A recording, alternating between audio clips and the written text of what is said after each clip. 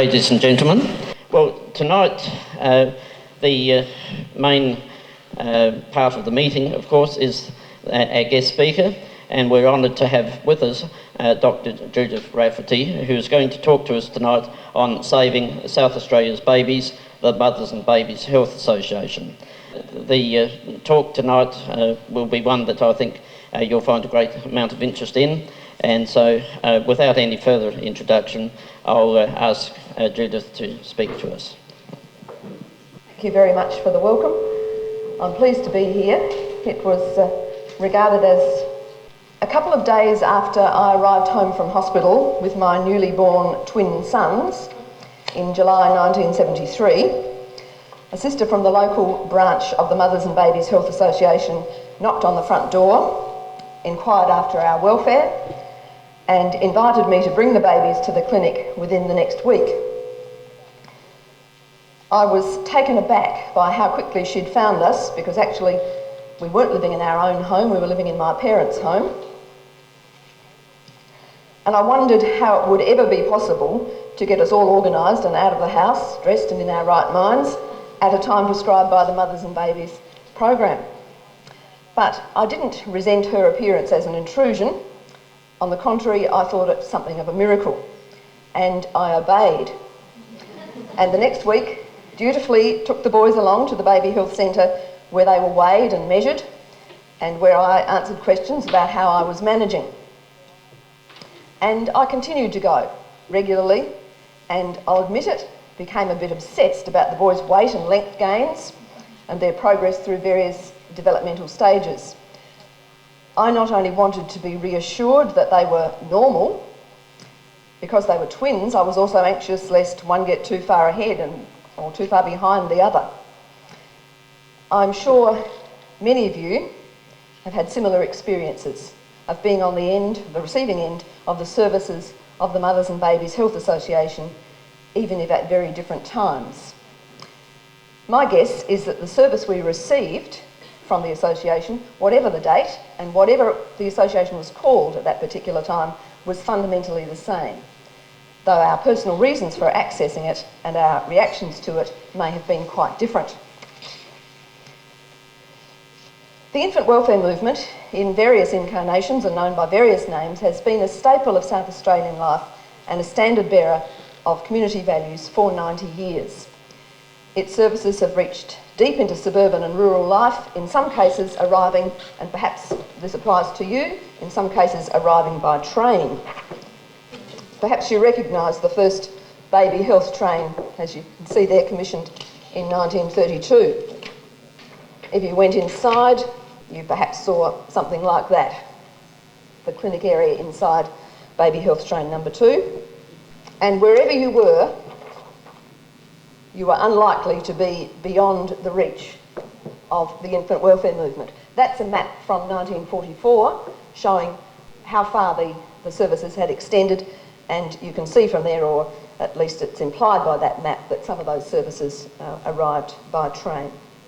Mothers and Babies Health Association staff have been in contact with the overwhelming majority of South Australian families with young children, and hundreds of women have worked as volunteers to maintain its local branches. It has preached a gospel of respectability, responsibility, good order, which it has continued to assure all parents is the key to happier and healthier lives. What is more, at least on the surface of things, it seems to have been pretty well universally accepted and respected as a valuable community resource. It hasn't attracted public criticism, it hasn't attracted controversy or serious negative comment. However, while many parents have found its message encouraging and comforting and conscientiously adhered to it, others, irked by it or sceptical of it, have set it aside and followed their own judgments. But few parents in South Australia could have been unaware of it or entirely proof against its moral authority and its impact on conventional wisdom about infant welfare. Which raises an interesting historical question. Why was the infant welfare movement so influential? The answer to this question is neither simple nor obvious. And to answer it, I think we need to go back to the origins of the movement. In Adelaide, in 1909, Two women, Helen Mayo, a medical practitioner, and her friend Harriet Stirling, a social worker, or we would now regard her as a social worker, established the Adelaide School for Mothers.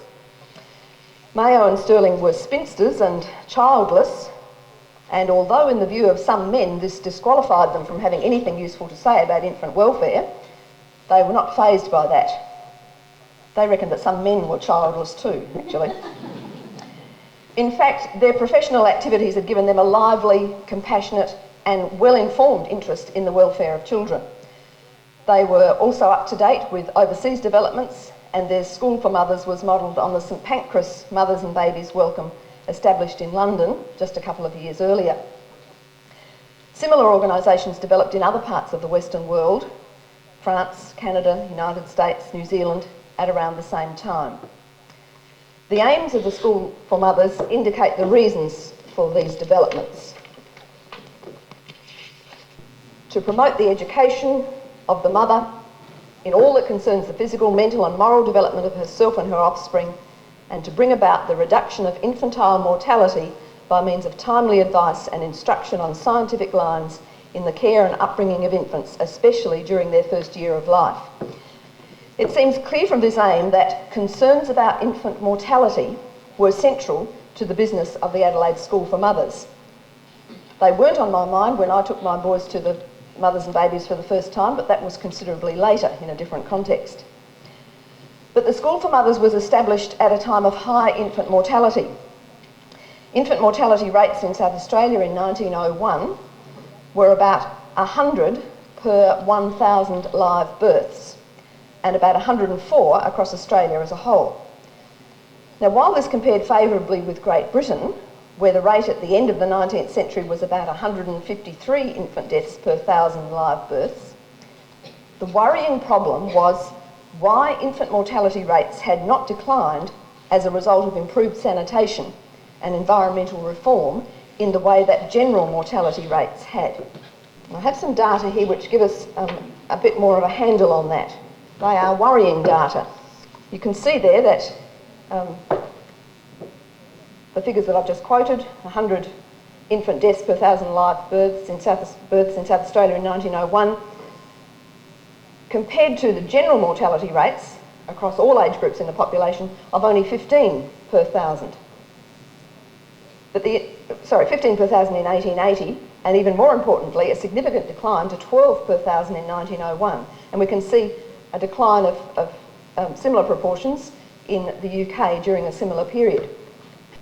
These data prompted the question, what else needed to be done in order to prevent infant deaths, to get rid of that alarming differential between infant mortality rates and general mortality rates? The answers that Helen Mayo and Harriet Stirling gave to that question were the same answers that similar reformers gave around the world. In the words of Sir George Newman, a prominent medical officer of health and spokesman on public health issues in Britain, infant mortality was mainly a question of motherhood. To put it more starkly, bad mothering or bad mothers caused infant deaths. And he assumed that bad mothers could be made into good mothers via advice and education. And that was the premise, as we've seen from the aims of the Adelaide School for Mothers, on which that institution was founded.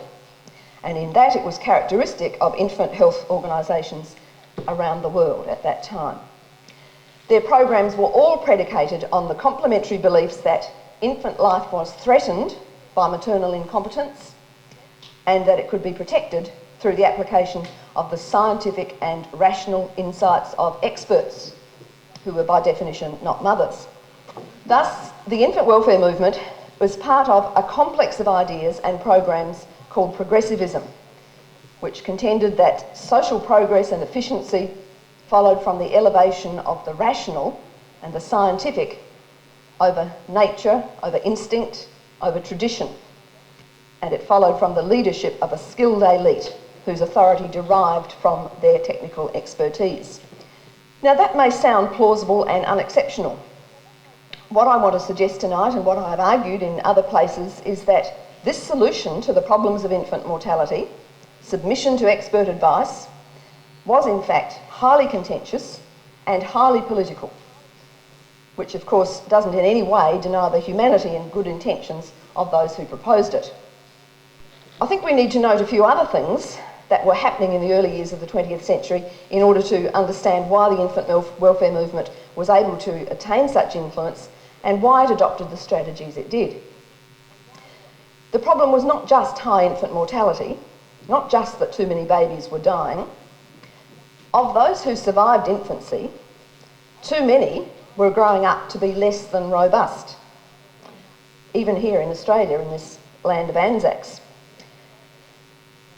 There was widespread concern about national efficiency and about the vigour of the race, the kind of language which was used at the time.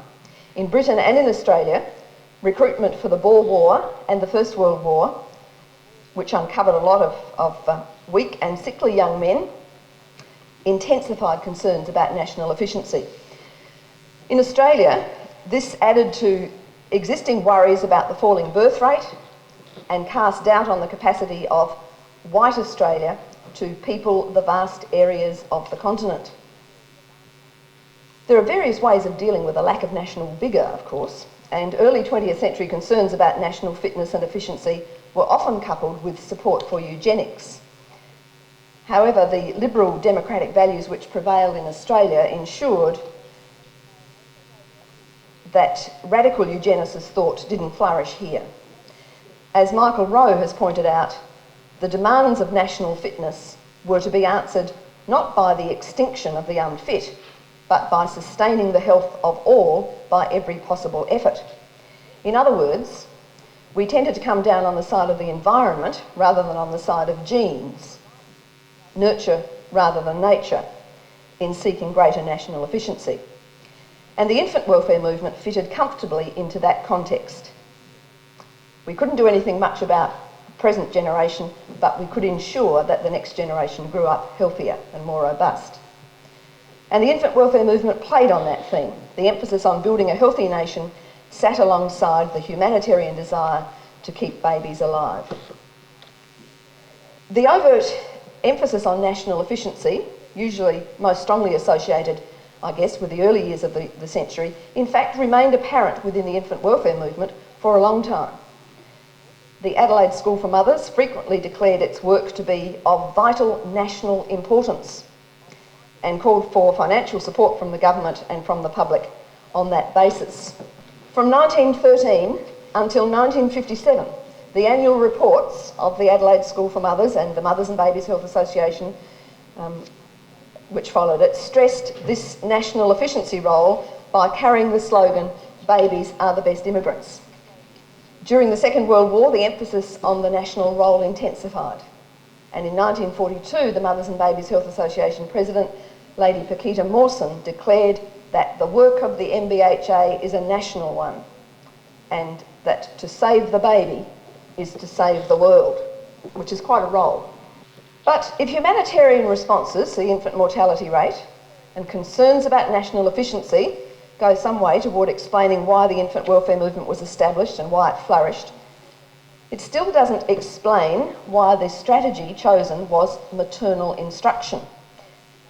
There were alternatives that could have been tried and for which there was already a strong case. For example, housing reform, improvement of milk supplies, regulation of wages and work patterns, all of those things would have made infant life safer. Such strategies were certainly suggested by mortality and morbidity data that were available. Those strategies were publicly canvassed, for example, at two important conferences on infantile mortality, as it was called, held in Britain in 1906 and 1908. But the strategy chosen was maternal instruction, and that choice, I believe, is a further explanation of why the movement flourished.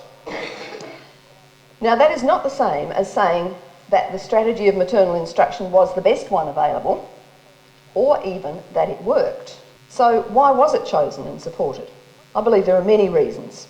First of all, it was cheap. Secondly, it seemed self-evidently useful, or was at least plausible. In addition, in Britain certainly, and to a considerably lesser extent in Australia, it built on an already well-established system of middle-class surveillance of the poor.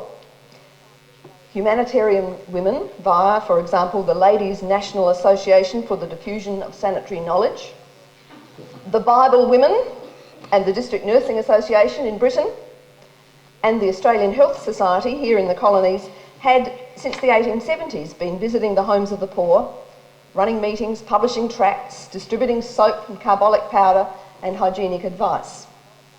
Thus, the infant welfare movement could be seen as something which extended and consolidated an emerging field of respectable women's work at a time when opportunities for women's work were limited.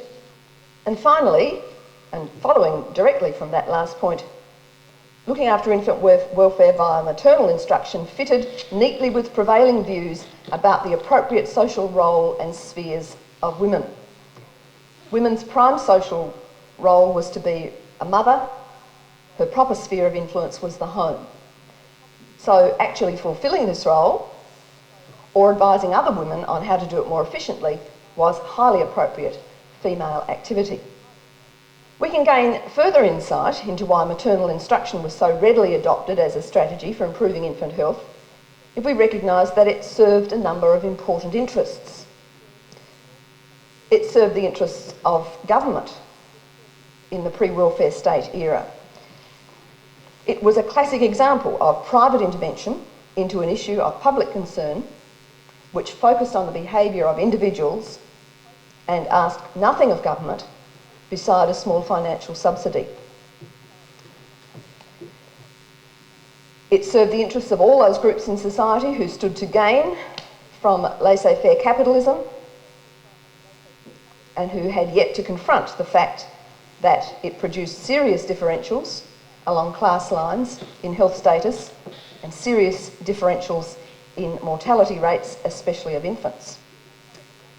And it served the interests of health professionals, to whom it gave not only jobs, but the status of expert. Finally, the adoption of maternal instruction as a strategy for improving infant life chances and national efficiency reflected the still new and rapidly expanding authority of science and of biomedical understandings of health and illness. In this context, the giving of rational advice by experts and submission to that advice by ignorant laypersons carried considerable weight and continued to do so for a very long time, and I would suggest it still continues to do so, though that understanding is now under serious challenge. The strategy of expert, scientifically based advice bore the imprimatur of the new science, the new medicine, and that seemed to negate the need for hard evidence of its efficacy. Other suggested strategies, in fact more firmly based in epidemiological research and supported by various kinds of data, but emanating from outside the medical and scientific mainstream, languished under such labels as political or utopian. Okay, so there's an attempt to explain why the infant welfare movement became so influential, but another part of that answer, of course, has got to be about what it actually offered. What did it provide for the people who made use of it? The Adelaide School for Mothers, which later became the Mothers and Babies Health Association, and still later CAFS, Child, Adolescent, Family Health Services, and still later CAY, Child and Youth Health, established baby health centres to which mothers were encouraged to bring their infants for regular growth checks and for advice and instruction on feeding, sleeping, management routines, and the inculcation of order, regularity, good habits and self-control, not just in the baby, of course, but also in the mother. The experts largely ignored the social determinants of health and illness and portrayed the saving of babies as a relatively straightforward process. As Helen Mayo put it in 1932, so long as mothers adhered to the clear-cut rules and simple measures taught at the baby health centres, the health and happiness of the infant, not to mention that of the family in general, and indeed the nation to be, would be profoundly influenced. The Mothers and Babies Health Association, as many of you will be aware, was administered from its headquarters in the city of Adelaide, originally in Wright Street.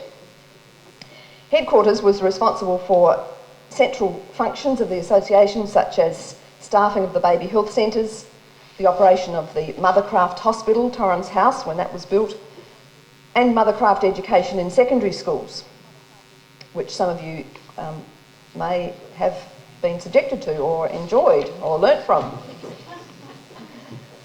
But for most of its clients, the Mothers and Babies Health Association was the local baby health centre and the local MBHA sister. To these centres, young mothers took their infants, as I did, as many of you did, for regular weighing, test feeds, advice and guidance on breastfeeding or on artificial feeding, on weaning, toilet training and sleeping, for immunisation against childhood diseases, and for reassurance that their children were growing and developing normally, as measured by the reaching of certain milestones.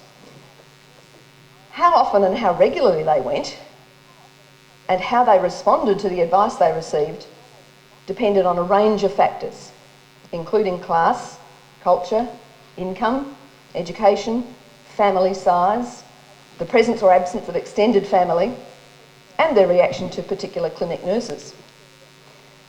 However, the Mothers and Babies Health Association, and the things that came before it and after it, didn't seem to acknowledge the capacity of such factors, or didn't for a long time acknowledge the capacity of such factors to influence the expert-client relationship or to modify its impact. It assumed, with what now appears, I think, as considerable insensitivity to individual differences and naive indifference to social context, that one prescription fitted all and that the prescription was bound to be efficacious. And I have here a collection of some anecdotes and bits of advice and pictures which illustrate the kind of approach that was taken at the clinics, which you may well find brings back some memories. This is an advertisement appearing in a women's magazine in 1931, advertising Sister Muriel Peck's book for mothers. And mothers who buy and follow that book bring up children who grow straight and strong. Such healthy children, such strong young Australians are not reared by chance. They are produced because mother reads the expert advice. Leading baby doctors in Victoria say that it's splendid. Starts with the day you were born, goes up to 2 years, and in the back are some very fine nursery recipes. And what's more, free with every copy you get a new weight chart which enables you to check your baby's progress week by week. And this was pretty important business, pretty important work. Baby must not be allowed to fall asleep at his work, and mother should be not relaxing too much either. No trusting to luck, feed by the clock, and you can see by those clocks there that the meal should take 20 minutes, not longer. These images are from the 1930s and 40s, and you can find originals of them, well, the copies that I took, where I got these copies from, in Kareen Ryger's excellent book, The Disenchantment of the Home, the modernisation of the Australian family. You could have a test meal at the baby health centre, and perhaps some of you did, to make sure that your baby was getting what he or she required. And how reassuring, you'll be a happy mother if you do this. Infant welfare centre mothers are happy mothers, but you must remember, of course, that no guesswork, accurate measurement is essential. The rational, scientific approach is quite clear. I don't know whether you ever use dummies with your babies. We certainly did. I won't tell you what we put on the end of the dummies sometimes to make the babies go to sleep. But here is an infant welfare doctor's advice about dummies. Germs attach themselves to the rubber and may cause disease. A lack of self-control is also developed. Again, probably in the parents as well as in the baby. Patient waiting is never practised. It has been said with a certain measure of truth that you are not a good mother if you cannot keep your baby happy and contented without a dummy. All you bad mothers, put your hands up. But this was serious advice, and people went along in their droves to hear it. But it could produce many kinds of reactions. Even those who invented it, like Dr. Vera Scantlebury-Brown, could find it burdensome. So she had her own baby in 1929 and found that it didn't actually always work. He was rather overtired and beside himself, so I fear I broke the rules and gave a little nurse and held his hand, and he went off to sleep at once. Dear wee pet. I'm reassured that she broke the rules for the sake of that baby. Many mothers, as far as we can tell from patchy anecdotal evidence, accepted the advice because they believed the progressive message about their need to be instructed by rational experts. So here's one mother's comment about allowing children to cry, which is a discipline that some of you have followed, I'm sure. You should just let them wait. They were very strict at the health centre. She reckoned it was their digestive organs, that it takes them that long to digest. I believed that because she was educated for that, so she must have known what she was talking about. But there were other mothers who ignored the advice and the services which were available and weren't prepared to put themselves through the agony of trying to follow it. Some gave it a go but didn't pursue it for very long. This mother went only once with her friend. When one baby was said to be too fat and the other too thin, we never went back. Who are they to tell us? Services were provided free of charge, although grateful clients sometimes made donations to the work of the association. Although it was a voluntary organisation until 1980, the major proportion of the MBHA's funds always came from the South Australian Government in the form of annual grants to cover basic operating costs and additional allocations for capital costs such as extensions to Torrens House, the Mothercraft Hospital, or purchase of vehicles and new branch buildings.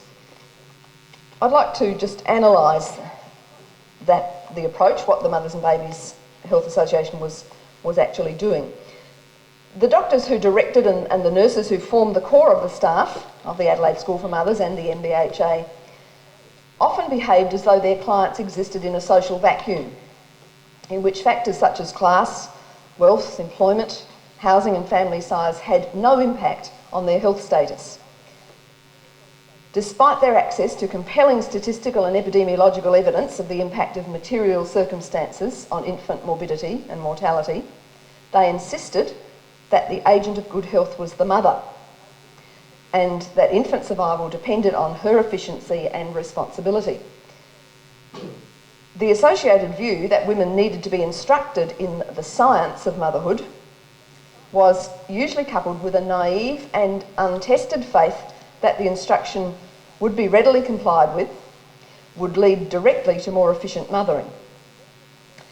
If on occasion the desired outcome did not ensue, then it was assumed to be the result of maternal stupidity or irresponsibility, rather than a result of social factors outside the control of individuals.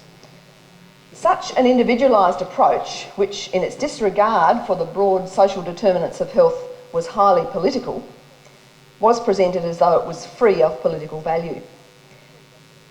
And it was so non-threatening to the social and economic status quo, and so enmeshed with the way professionals tended to see their role, and with what clients saw as appropriate health-seeking behaviour, and it fitted so neatly with conventional notions about appropriate roles for women that it acquired considerable authority. But did it work? Now we're venturing onto dangerous ground. Even to ask the question may be seen to be slighting the memory and the dedication of Helen Mayo and the generations of infant welfare workers who followed her. That's certainly not my intention. And certainly the infant welfare movement was persuasive and hard to argue against. If it's hard to argue against motherhood, it's equally difficult to argue against trying to improve the lot of infants. But where is the evidence of the movement's success? As historians appreciate, unsubstantiated and unexamined claims from within are not evidence. But that's pretty much all we have in relation to the infant welfare movement.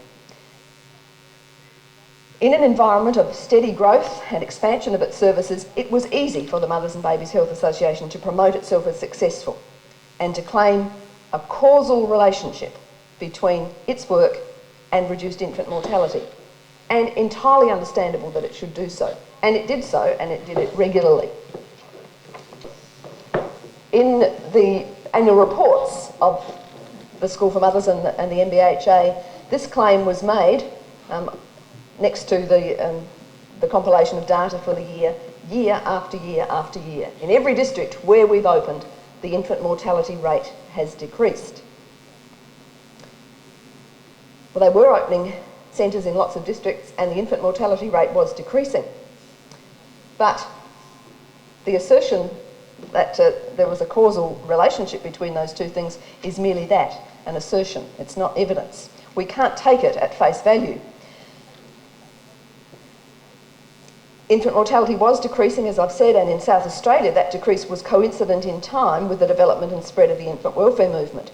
But if we look a bit more closely at the data, we find that the decrease in infant mortality rates began and was sustained for a number of years before the Adelaide School for Mothers was established. Now, I hope this is not too much for a Friday night, but you can see there rates of infantile mortality for the Commonwealth and for each state, and here's South Australia. You can see that the rates, and these are infant deaths in the first year of life per 1,000 live births, decreased steadily from 1901 down to 1909, which is the year in which the infant welfare movement was established in this state. In some parts of Australia where the infant welfare movement got underway later, for example Western Australia, the decline was established well in advance of the infant welfare movement. Recent research into the early history of infant welfare activity around Australia, especially that of Philippa Mine-Smith, argues convincingly against simplistic claims of a causal link between the growth of the movement and the decline of infant mortality. Her research also underlines how little is known about how expert advice is received and what actual effects advice has on behaviour. And Mine-Smith has a salutary reminder for us. She says, intentions are not a valid measure of the effectiveness of public health policies and interventions, nor is the growth of an institution a measure of its potency. So what was the cause of the infant mortality decline? That's too big a question to deal with in detail tonight. Causation is never simple, and in the case of profound change, like a sustained and significant drop in mortality rates, we would expect many factors to be involved. Almost certainly the infant welfare movement was one of them, but modern public health research suggests that it was probably less important than other factors, such as reduced family size, the establishment of the basic wage, safer milk supplies, higher levels of general education, generally higher standards of living, and better and cheaper obstetric care. I want to turn now to some of the changes in the movement over time. As I've said, it's 90 years since the Adelaide School for Mothers were established, and as you would expect, there have been significant changes in that time. First of all, there's a change in tone and style. Although the doors of the Adelaide School for Mothers and the Mothers and Babies Health Association were always open to all mothers, in its earliest years, the organisation did have a particular focus on the poor, among whom infant mortality was highest, and who were generally supposed to be most in need of its services. It always enjoyed a substantial degree of public support from a broad cross-section of the population and relied increasingly on government funding. But at Central Committee level, it behaved as though it were a private organisation, and a genteel one at that, with more than a hint of noblesse oblige about its operations. By the 1930s, there was a well-established pattern: vice-regal patronage, a central committee dotted with the names of wealthy and prestigious Adelaide families, and promotional and fundraising activities that appealed to the spirit of philanthropy rather than to an informed concern for the health of the public. It was a far cry from the concerns about infant mortality that had concentrated the minds of Helen, Mayo and Harriet Stirling and had galvanised them into action. There are also changes in the target audience. That is, in whom the Mothers and Babies Health Association perceived as the target for its advice and services. Although this was never stated in as many words, the babies whom the infant welfare movement were saving during the early decades of the century were clearly assumed to be white, of Anglo-Celtic background, if not middle class, then aspiring to be middle class, and so similar to each other as to be amenable to one standard set of rules. The first hint of criticism of this approach and of a developing awareness that not all babies are the same appeared in 1954. In that year, the medical director, Dr. Ruth McCatter, noted in the latest edition of the Association's Australian Mothercraft book that the emphasis has been placed on the wisdom of treating each child as an individual, and said a more permissive type of feeding is advocated, especially in breastfeeding. Reflection on the program and the direction of the MBHA increased with the appointment of Dr. David Fearon as medical director in 1957. In the 1959 annual report, he's quoted as saying, "I should like to emphasise the necessity for planning our service to meet the needs of the community at present and in the future." And by 1960 had developed a proposal that constituted a critique of current practice. Everything pointed, he said, to the need for a changing approach in baby health centre work. Mothers needed to be encouraged to be more self-reliant. The centres needed to make their advice and information more acceptable and accessible. And he foreshadowed future developments by suggesting that discussions among groups of mothers under trained leaders might be a way of encouraging this. In addition, the focus of the centre's advice needed to widen from feeding and supervision to include other issues in child rearing, as well as behavioural and developmental problems. He even went as far as endorsing the view that the parents in the community should have some say in the type of service which is given. By the late 1950s, meeting the needs of the community involved meeting the needs of recent migrants, new Australian parents who were anxious to do the best for their babies, presented the Mothers and Babies Health Association with a new challenge. We're especially interested in the lives of these mothers and their little ones. They need individual help and sympathetic understanding of their personal problems. We consider this part of our work is often as important as giving advice on babies' diet, etc. But helping the newcomer in their often difficult situation was not always easy, so the report ran. As a start, in 1959, some Mothers and Babies material was printed in Italian, Greek, German and Dutch, as well as in English. There is evidence in subsequent years of some continuing concern about reaching migrants.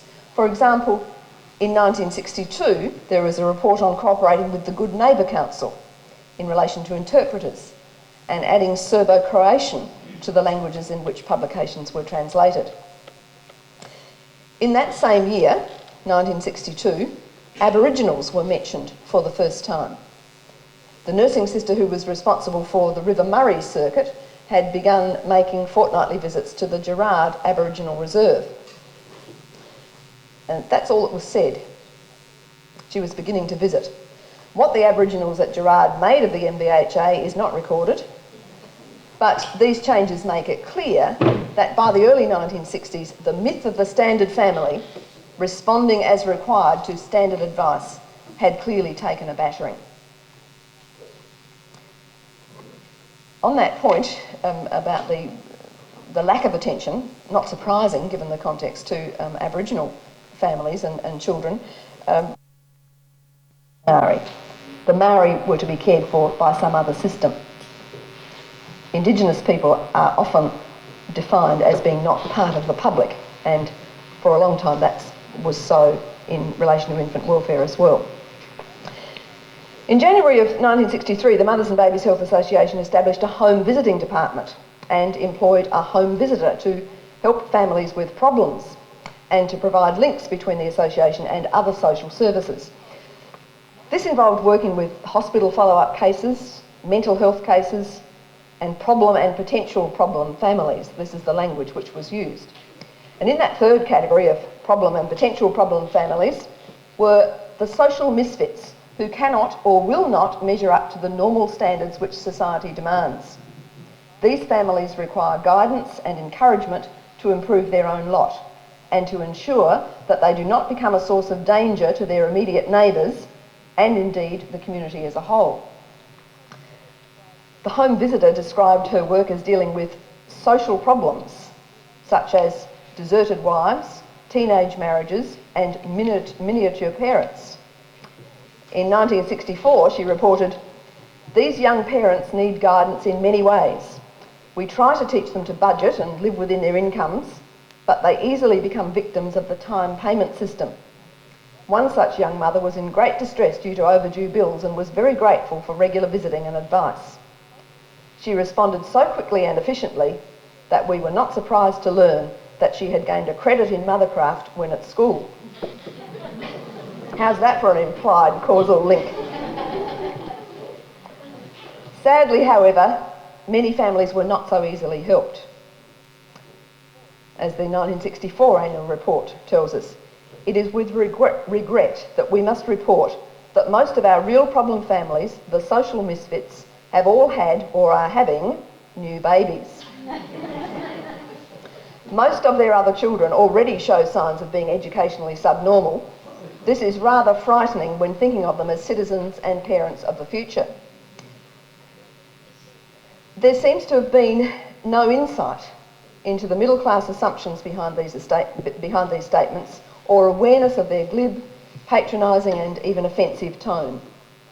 Nor did the Mothers and Babies Health Association seem to recognise the limited value of advice giving as a solution to social problems.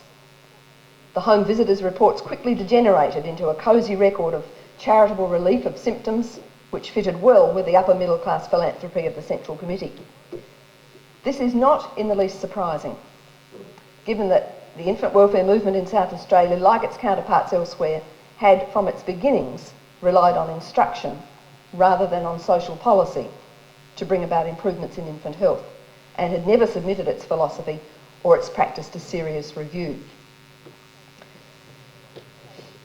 And I want just to say a little more about those shortcomings of the association. While instruction of individuals is clearly not an adequate response to many of the social and economic factors that threaten good health, it's ironical that even in areas where it might reasonably be assumed that advice giving was an appropriate and helpful strategy, it could be counterproductive. For example, breastfeeding, which was always the central plank in its infant health platform, declined significantly during the Mothers and Babies Health Association's heyday. This could be read as an example of instruction mystifying, complicating and depowering, rather than encouraging and enabling. Of course, a decline in breastfeeding during that period was not peculiar to South Australia. And while there are undoubtedly many factors at work to create this situation, several historians have suggested that ironically it may have resulted, at least in part, from the work of the Mothers and Babies Health Association and other infant welfare organisations.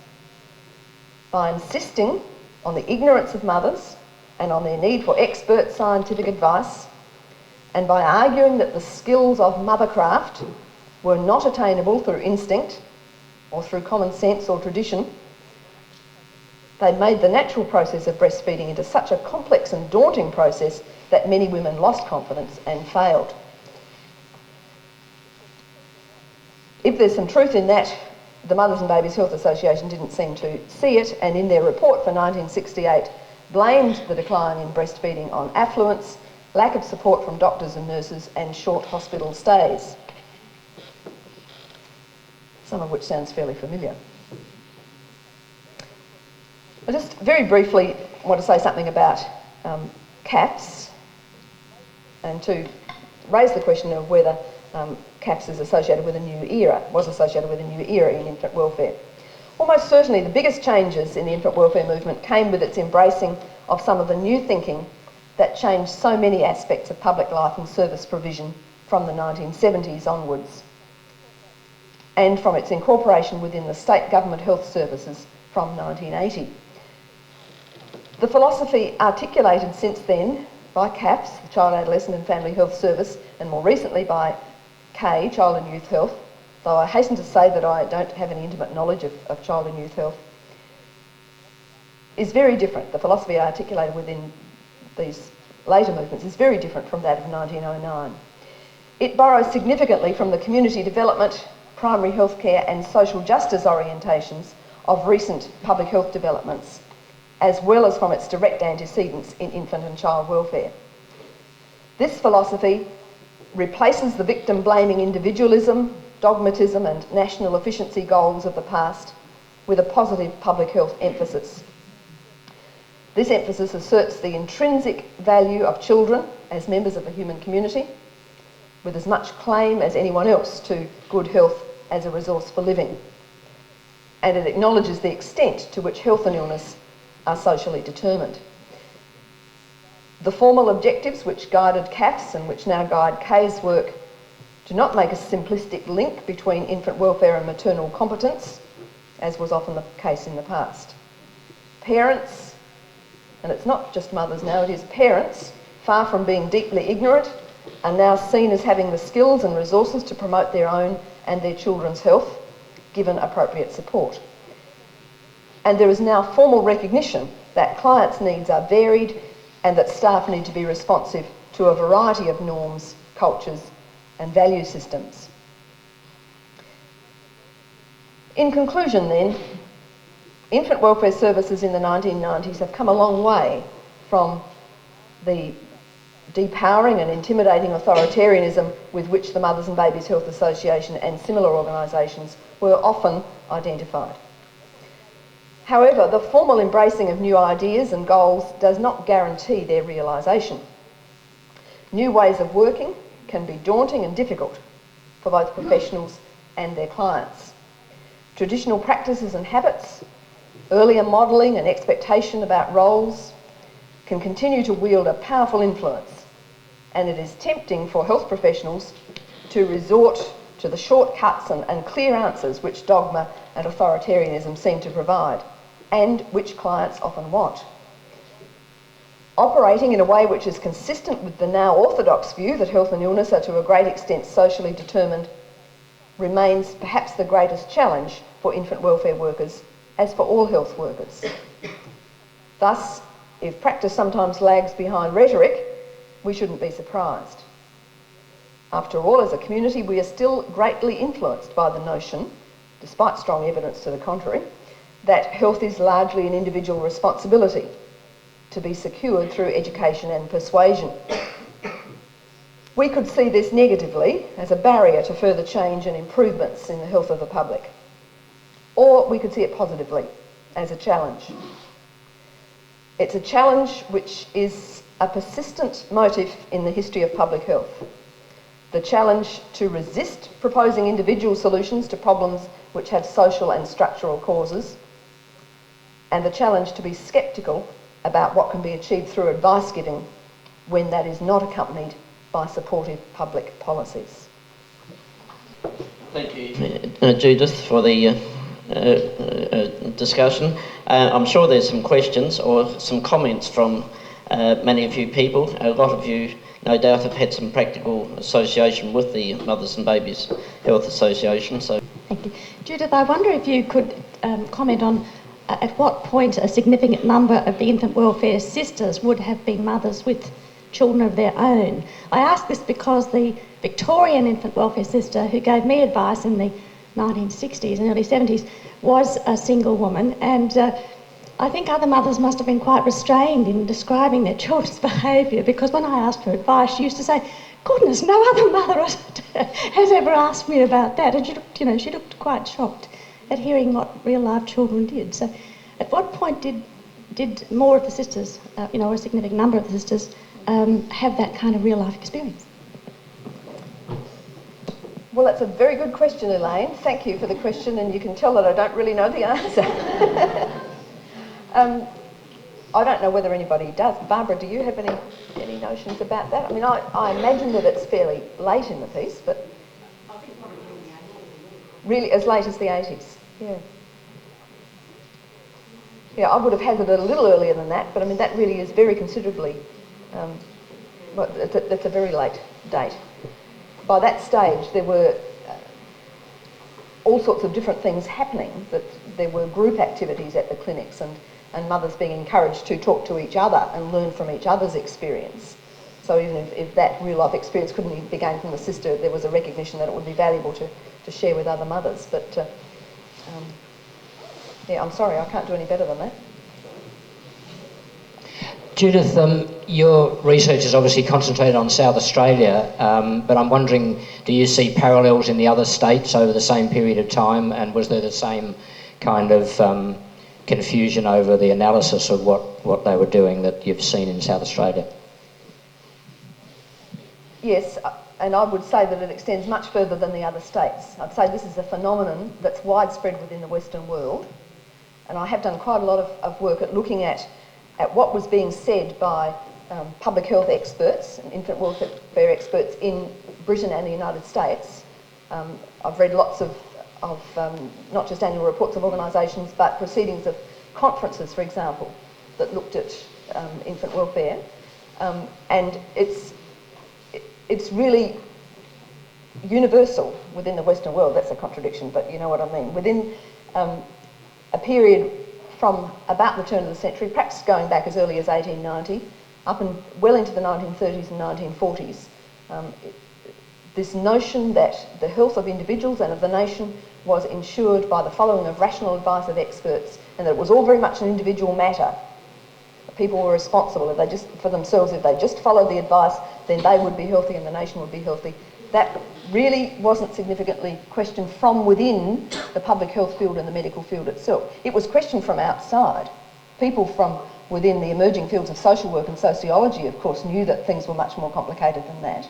Even some historians knew that things were more complicated, but they didn't have the kudos that the medical and scientific establishment had. People like medical officers of health in Britain repeatedly said things like, it's the individual that interests us. Health is an individual matter. They thought they discovered everything about health and illness by discovering microorganisms that were associated with particular diseases. And if people could protect themselves from those by behavioural changes, then society would be healthier.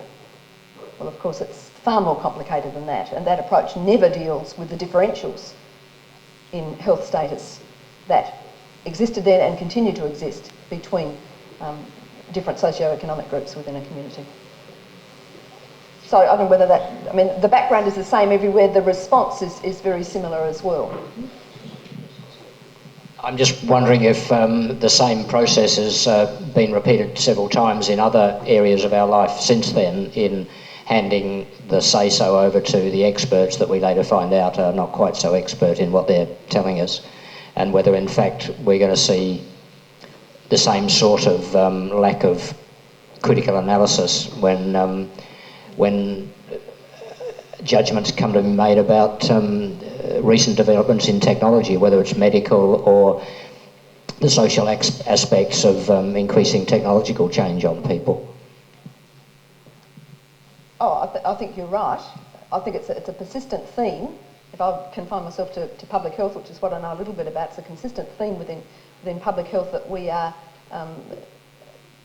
we're quite easy to seduce into thinking that there are quick scientific, well, not necessarily quick, but fairly simplistic and linear scientific and technological solutions to problems which many people would more properly see as being sociological, structural, economic, political in their origins. But as I said in the paper, there are many reasons why such explanations are resisted, because they're too difficult to deal with, and they can be overwhelmingly difficult to think about. It's much easier to think about infant mortality being able to be tackled by advice to parents than to think about the gruesome fact that babies are dying because their fathers are not earning a decent income, or they're living in dreadful accommodation and there's no regulation about housing quality or the amount of rent that can be charged. Yeah, it is unfortunately a persistent theme. If we seem to have dealt with some of it in advanced communities like our own, I say that with some hesitation given the current climate, that we can see what look like 19th century patterns still being lived out in many third world countries now. I can't help wanting to give my contribution as to what infant welfare was like in England. I lived in a little village outside of Chichester in Sussex, in a village which was made up of a huge housing estate of where RAF wives and naval wives lived, and we didn't care so much about perhaps what we were actually going to the infant welfare for, but we got a reinforcement from each other because we were all isolated wives in many ways, and we didn't have our mums around or our long-established friends, but we used to all meet there every Wednesday, or the pram brigade. With the big English hire prams, you'd see hundreds of us all going down to the welfare on Wednesday afternoon, and we'd all fret or freak out if our infant had lost an ounce for the week, something like that, and we would all go along regularly every week, at least for the first 6 months of the infant's life, simply because we were old hats. After that, we knew exactly, then how to make mashed potato or mashed pumpkin or what have you. But anyway, that's just one reflection of infant welfare. I don't know how I could have survived without them. I also had a bit of a fetish for the welfare orange juice, if anyone can remember the English concentrated orange juice in the little bottles that I used to buy off everybody else as well, because it was meant to be for your children, but I had quite a passion for this orange juice. But anyway, that's not really what I was going to ask you. I was interested in the home visit. How was it when you talked about the troublesome families? Were these particular families actually dobbed in, or did the midwife tell the health worker about them, or the doctor? And if these families were troublesome, is this when then the social worker got involved? And what happened in that particular situation? Did you notice the child coming under, perhaps not being treated properly, and therefore interference or intervention by social workers, or what? I could just deal with the second part first. I think all of those things that you just mentioned were strategies that got these problem people to the notice of the infant welfare movement.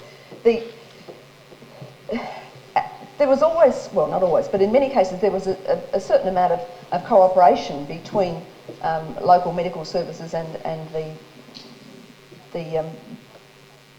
the baby health centres, as long as the baby health centres didn't try to actually encroach on the territory of the doctors and do anything like actually treating sick babies, because that was not their responsibility. But there's some toing and froing, some networking we'd call it now, sharing of information. But the other thing which allowed that kind of surveillance to happen was that in most families there are children of different ages. Not everybody has twins like I did.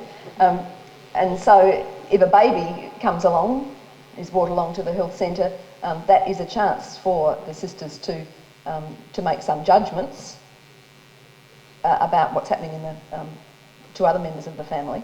And they had a certain amount, because they had such status and acceptance within the community, there was a certain amount of leeway they had in actually visiting if somebody didn't turn up for a while, or there was some cause for suspicion that things were not going well in a particular family. I'm not aware that at the time when that home visiting service was established there was a particular a very methodical way of going about making those contacts, but because they had entree into so many homes and so many families and knew so much about what was going on in many suburbs, and had the ear of various other authorities, they were in a very good position to be surveillant. Your other point is very interesting and very important. I'm sure many mothers would have shared your experience of going along for the reassurance and the support of talking with other mothers. But there's an irony about that, isn't there? Because that's exactly the kind of thing which, on one level, the mothers and babies or the infant welfare movements were trying to discourage. That you couldn't trust other people's ordinary lay knowledge. That tradition would often lead mothers astray. And maybe you shouldn't have been feeding them mashed potato or pumpkin pat. That might have been the wrong thing. And you could only get the right advice from the sisters themselves. So there's there's a complicated situation there where you might have chosen to keep going because there were those other advantages for you in contact with other mothers, but there would have been some warnings, I imagine, from the sisters, perhaps not to you, but to some people at some stage, about listening too much to other people, even your mother or your grandmother. By the time CAFs had taken over in the 1980s, of course, there was a much different understanding of all that, and there was a genuine understanding that, of course, mothers could learn from each other, and that was a very important thing which they tried to structure and set up through their group sessions. Yes, my comments tie in quite nicely with that. When I was having my children at about the same time as you were, first in Britain and then in Sydney, I only had fleeting acquaintance with that organisation because very quickly I joined up with the Nursing Mothers Association, which of course was a group of my peers, and we did a lot of self-educating and self-support, and we soon found that the sort of idea of the strict feeding times and the weight gain and so on was not the way they approached it. And I guess Dr. Spock had a bit of influence by then on trusting your own judgment and so on. Could you comment perhaps on the relationship between the rise of nursing mothers and maybe the decline of the mothers and babies? Yes, interesting question. I mean, I don't know whether we can actually talk about the decline of mothers and babies, because there has not been a dramatic or devastating decline from the organisation's point of view. That they still remain by far the most successful organisation in the infant welfare area. The relationship with organisations like the Nursing Mothers Association or the La Leche League were not comfortable. They were regarded as the opposition, and those other organisations, which put emphasis on a much more flexible approach to breastfeeding, attracted I guess a very particular clientele, which was different from the overall clientele of mothers and babies or of CAFs. I was going to say something else profound about that, but now I've lost it. But it may come back to me. What else did you ask me that I haven't answered? The rigidities of... Oh, yeah, well, I think the flexibility, the lack of rigidity, though I have to say I think there's a new kind of rigidity in nursing mothers, but the different approach, let's say, that the Nursing Mothers Association adopted, you could see as very much a product of the late 60s and the 1970s. It was restoring the natural to the process of mothering, and that had been discounted by the infant welfare movement, which made mothering into a scientific practice for which nature and instinct weren't a good guide. So I think it's very much a 70s phenomenon, isn't it, to restore that emphasis on nature. It's also, I guess, those new movements reflect very different notions about the role of women and what it's appropriate for women to be doing, for women to be in control of this central and intimate relationship with their own baby, and to be doing that in a way that suits them, that fits their own patterns and needs, is of course very much part of the 70s movement and of new views about women. It could also be seen as bringing with it a new kind of tyranny about mother and baby being constantly together, which some women at least found difficult then and find difficult now. They also challenged the expertise of doctors. They Oh, often yeah. know a lot more about Yeah. breastfeeding than GPs do. And Yeah. even the women working in the mothers and babies who, as you say, sometimes didn't have their own children. Oh, indeed. Women working in the infant welfare movement in any of its manifestations are often highly trained and have very specific and highly developed skills compared to those of your average medical practitioner, who may have shown or may have had very little interest in that area and very little training in it. But this, of course, is something that, that statement would be regarded as highly contentious and unacceptable by many doctors, some of whom were supportive of the movement, but some who constantly put it down and tolerated it only if it stayed within its own boundaries. I suppose the other thing to say about it all was that for much of the century, nobody really knew terribly much about nutrition, and to the extent that the infant welfare movement was about nutrition, it was an area of great mystery. And there were lots of debates and rivalry between various factions within the infant welfare movement on the basis of just what babies should be getting in their milk. Helen Mayo wouldn't have a bar of Truby King. Right, well, I think we might leave the discussion there, and I'll get out of your way. On behalf of members of the Society and friends, I'd very much like to thank Judith for coming along and talking to us tonight. Most of us, I think, have had some knowledge or and connection, perhaps in some way, with the Mothers and Babies Health Association. I know my mother was quite thankful that the baby health train would come along to Spalding every so often, and my younger brother and she would go and visit the sister on that train every so often. Sometimes she'd come home and discuss with my father what had happened, and well, that was a lot of nonsense. She wasn't going to go ahead with that, but other times she was more than thankful for the advice and help that was given. And I guess, I'm pretty sure that when my older brother and I were born that the train didn't come to Spalding, and so it was only my younger brother that was taken along. But having had two children previously, my mother knew something of what was required and what was the best advice and so forth.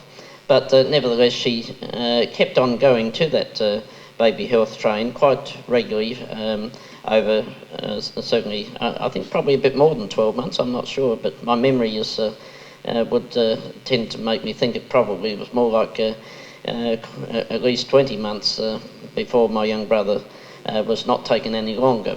And obviously, if a mother is going to go along, she feels that there's some benefit in it. And I think that was well illustrated in my mother's case. And I know many other mothers in the country areas valued that baby health train very greatly. And I'm sure that those who lived in the metropolitan area, who had perhaps a little bit easier access, were more than grateful for the help and advice. And certainly I think the guidance that was given was something which everyone greatly appreciated. But tonight we appreciate Judith for coming along and discussing this very important social aspect of South Australian history, and certainly you've enlightened us very greatly on that matter, and I'd ask you all to show your appreciation to Judith for